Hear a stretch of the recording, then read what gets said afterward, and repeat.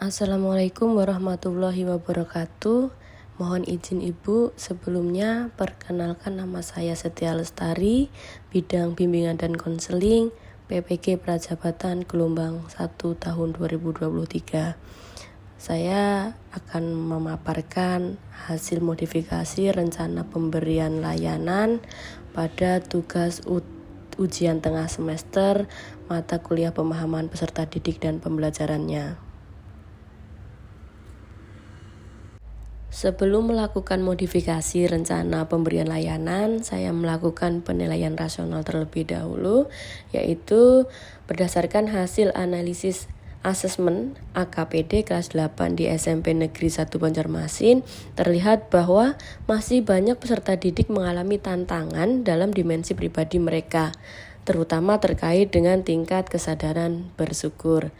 Sebanyak 47,6% siswa menunjukkan kecenderungan rendah dalam merasakan dan mengungkapkan rasa bersyukur terhadap nikmat dan karunia Tuhan Yang Maha Esa. Hal ini tercermin dari jawaban "ya" pada pernyataan yang menyatakan bahwa mereka kadang-kadang lupa untuk bersyukur atas berbagai anugerah dalam hidup. Analisis grafik juga menggambarkan seberapa banyak masalah ini di antara peserta didik, menegaskan bahwa aspek rasa syukur membutuhkan perhatian lebih dalam mengembangkan personal mereka. Menurut Emmons dan M. Psikolos 2003 dalam Sulistiarini 2010 menunjukkan bahwa kebersyukuran merupakan sebuah bentuk emosi atau perasaan yang kemudian berkembang menjadi suatu sikap, sifat moral baik, kebiasaan, sifat pribadi, dan akhirnya akan mempengaruhi seseorang menanggapi atau bereaksi terhadap sesuatu atau situasi. Emmons juga menambahkan bahwa rasa syukur itu membahagiakan, membuat perasaan nyaman, dan bahkan dapat memacu motivasi. Dari penjelasan tersebut dapat diketahui bahwa dampak dari perasaan bersyukur dapat berkembang menjadi reaksi atau tanggapan yang berwujud sebuah sikap. Oleh karena itu, rasa syukur kemudian dapat mendorong atau memotivasi seseorang. Beberapa tokoh psikologi dalam Seligman dan Peterson 2004 mendefinisikan gratitude atau syukur sebagai suatu perasaan terima kasih dan menyenangkan atas respon penerimaan hadiah, di mana hadiah itu memberikan manfaat bagi seseorang atau suatu kejadian yang memberikan kedamaian. Menurut Wood 2009 menyatakan kebersyukuran adalah sebagai bentuk ciri pribadi yang berpikir positif, mempresentasikan hidup menjadi lebih positif. Dari beberapa pendapat ahli tersebut dapat disimpulkan bahwa gratitude atau kebersyukuran adalah pengakuan seseorang tentang adanya pihak lain atau sumber yang turut andil atas nikmat yang diterima. Oleh karena itu, kebersyukuran dapat mendorong seseorang untuk memberikan pujian atau memberikan ucapan terima kasih pada pihak yang telah berbuat baik. Selanjutnya melakukan asesmen. Setelah dilakukan asesmen kebutuhan peserta didik, hasilnya adalah pada instrumen nomor 1, yaitu saya kadang lupa bersyukur atas nikmat dan karunia dari Tuhan Yang Maha Esa. Maka dari permasalahan kurangnya rasa bersyukur tersebut dapat disimpulkan karena peserta didik terlalu fokus pada apa yang diinginkan, sehingga lupa menghargai dengan apa yang sudah dimiliki. Ketika seseorang terlalu fokus pada apa yang diinginkan, yang ada di pikiran dan pandangannya hanyalah apa yang menjadi tujuannya. Oleh karena itu, konselor menggunakan layanan bimbingan klasikal karena dari hasil analisis asesmen terdapat 90 peserta didik pada kelas 8 yang belum atau lupa bersyukur atas nikmat dan karunia Tuhan Yang Maha Esa.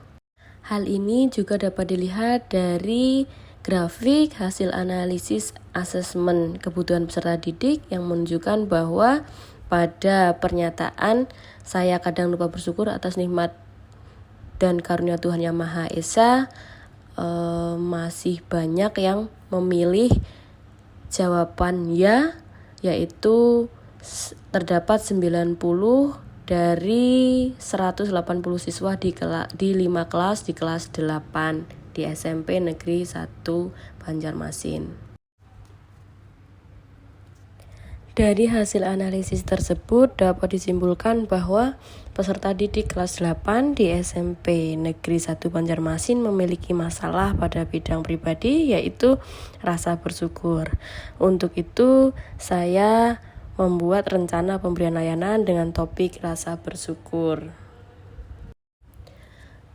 Berikut penjelasan tentang rencana pemberian layanan bimbingan klasikal tahun pelajaran 2023-2024 kelas 8, lokasi waktu 1 kali 40 menit, topik layanan rasa bersyukur, bidang layanan pribadi, strategi layanan bimbingan klasikal, aspek perkembangan landasan hidup religius dengan metode ceramah, diskusi, dan tanya jawab, menggunakan media dan alat yaitu laptop, LCD, dan slide PowerPoint.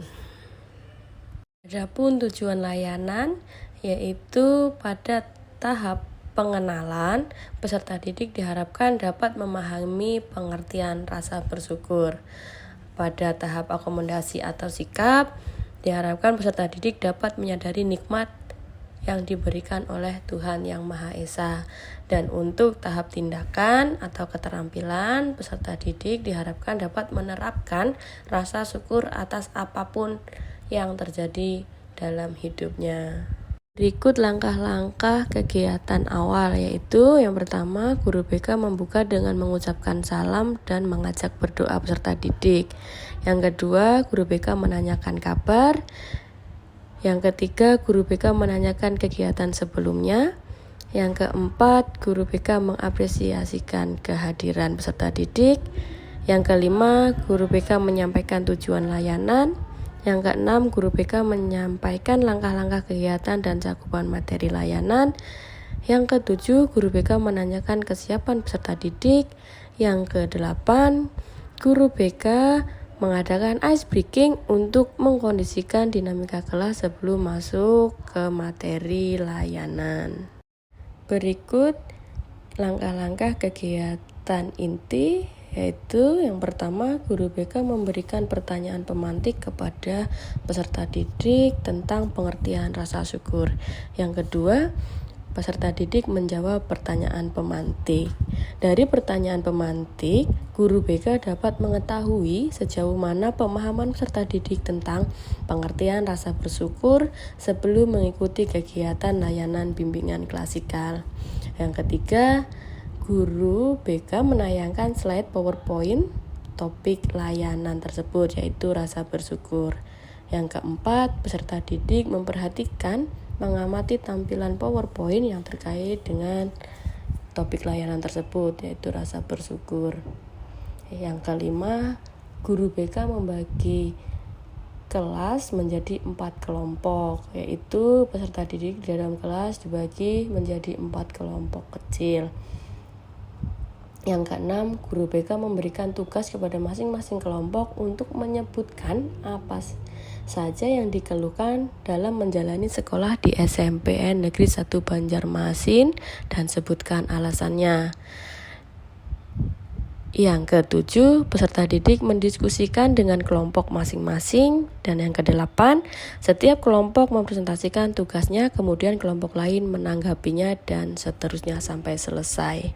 Dari kegiatan tugas kelompok, diskusi, dan presentasi tersebut, peserta didik dapat terlibat aktif dalam proses kegiatan layanan bimbingan klasikal. Dan berikut langkah-langkah pada kegiatan penutup, yaitu yang pertama, peserta didik menyimpulkan hasil dari kegiatan layanan bimbingan klasikal bersama guru BK. Yang kedua, peserta didik merefleksi kegiatan tersebut. Yang ketiga, guru BK menyampaikan informasi tentang kegiatan atau pertemuan berikutnya. Yang keempat, guru BK menutup layanan dengan mengajak peserta didik untuk bersyukur dan mengucapkan salam. Pada tahap penilaian, guru BK menggunakan dua penilaian, yaitu penilaian proses dan penilaian hasil. Pada penilaian proses, guru BK memperhatikan proses layanan serta melakukan refleksi dari kegiatan layanan bimbingan klasikal tersebut melalui pengamatan sikap atau antusias peserta didik ketika mengikuti kegiatan layanan. Pada penilaian hasil, peserta didik mengisi instrumen evaluasi hasil setelah selesai mengikuti kegiatan layanan bimbingan klasikal. Dan pada tindak lanjut, yaitu peserta didik agar selalu bersyukur atas nikmat yang telah diberikan Tuhan Yang Maha Esa. Dalam kegiatan modifikasi ini, saya melampirkan beberapa lampiran, yaitu lampiran yang pertama, uraian materi. Di dalam uraian materi ini terdapat beberapa poin penting, yaitu pengertian bersyukur. Selanjutnya, apa saja bentuk syukur dalam kehidupan sehari-hari. Selanjutnya, manfaat bersyukur. Dan yang terakhir, akibat tidak mau bersyukur. Yang kedua yaitu lampiran PowerPoint materi yang saya gunakan saat melakukan layanan bimbingan klasikal. Pada lampiran ketiga yaitu evaluasi proses. Dalam lampiran ketiga ini saya melampirkan instrumen evaluasi proses yang terdiri dari 8 aspek pengamatan dan 4 kategori skor. Dan selanjutnya pada lampiran yang keempat yaitu evaluasi hasil. Dalam lampiran evaluasi hasil ini saya melampirkan instrumen evaluasi hasil yang terdiri dari 6 pernyataan yang akan diisi oleh peserta didik dan menggunakan 4 kategori skor juga. Demikian presentasi ataupun pemaparan yang dapat saya sampaikan. Salah khilafnya mohon maaf. Wabillahi taufiq wal hidayah. Wassalamualaikum warahmatullahi wabarakatuh.